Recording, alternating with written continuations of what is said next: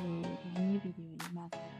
လို့ပတ်တော့ဒီမှာဆိုလို့ရှိရင်နေကြပန်းပွင့်ပုံပြည့်လုံးမိကလေးကိုလောက်ပြပြတော့မှာပဲနော်နေကြပန်းပွင့်လုံးမယ်ဆိုလို့ရှိရင်ဒီဆုံးပိုက်ကလေးမှာ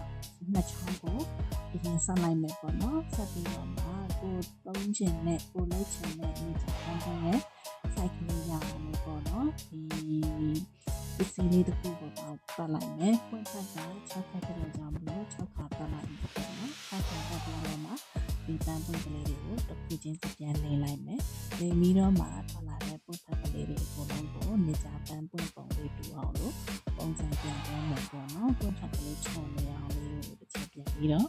ပုံစံကလေးတွေပြန်သွင်းလိုက်မယ်ဒါဆိုလို့ရှိရင်တော့နေကြပန်းပွင့်ရဲ့ပွင့်ဖက်ကလေးတွေပေါ့နော်ပွင့်ဖက်ရပြီဆိုလို့ရှိရင်ဝတ်ဆန်လေးလုပ်မယ်ပေါ့နော်ဝတ်ဆန်ကလည်းဝတ်ဆန်အညူရောင်လေးတစ်ခုပိုက်ကလေးအညူရောင်လေးကိုဒီဒုတ်တန်လေးတစ်ခုနဲ့ဝိုင်းပတ်ပြီးပတ်လိုက်မယ်ပေါ့နော်ပတ်ပြီးတော့မှ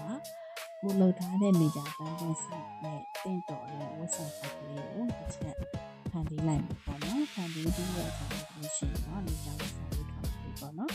နေကြဝတ်ဆန်လေးထွက်လာပြီးတဲ့အချိန်မှာတော့နေကြပန်းပွင့်ရဲ့ချောကလေးကိုလုပ်ပါမယ်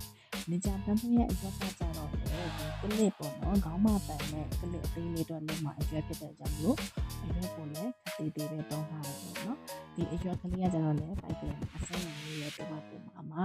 နှစ်ချိုးချိုးပြီးတော့ပဲအရွက်ပုံလေးဖြစ်အောင်ပုံသွင်းလိုက်ပါမယ်အရွက်ကလေးရပြီဆိုလို့ရှိရင်တော့ဆောင်းလာထောက်ထားတဲ့နေကြဝတ်စအမျိုးလေးကိုပန်းပွင့်ရဲ့အလုံးစုံပေါ့နော်ပေါ်နဲ့ကပ်ပြီးပါမယ်ဝတ်ဆန်ကပ်ပြီးဆိုလို့ရှိရင်ကြတော့တရွက်ကလေးကိုလည်းပန်းပွင့်ရဲ့အောက်ချင်သားလေးမှာတစ်ချက်ထပ်ပြီးတော့ကပ်ပြီးလိုက်ပါမယ်ဒါဆိုလို့ရှိရင်တော့ကလေးမှာတက်မဲ့ပန်းပွင့်လေးပြီးသွားပြီပေါ့နော်ပြီးသွားပြီဖြစ်တဲ့ကြောင့်မလို့ကလေးမှာပန်းပွင့်နဲ့ကလစ်ကြားထဲမှာပေါ့နော်ပို့ပြီးတော့ခိုင်အောင်ပို့ပြီးတော့လည်းမြင်းမြဲခိုင်အောင်လို့ပေါ့နော်ပိုက်ကလေးနာလေးတစ်ချောင်းကိုခောက်ချိုးလေးတွေချိုးပြီးတော့အရင်ကပ်ပေးလိုက်ပါမယ်ပေါ့နော်ဒီကိုကပ်ပြီးပြီဆိုလို့ရှိရင်ဆောနာကလောက်ထားတဲ့နေကြပန်းပွင့်ကလေးကိုဒီကလစ်နဲ့ဒီနေကြပန်းပွင့်လေးနဲ့ကိုတွဲပြီးတော့ကပ်လိုက်လို့ရှိရင်နေကြပန်းပွင့်ကလစ်ကလေးထွက်လာပါလို့ရှိရင်အရန်ကိုမှလောက်ကလာလွယ်ကူရိုးရှင်းတဲ့ကြောင့်မလို့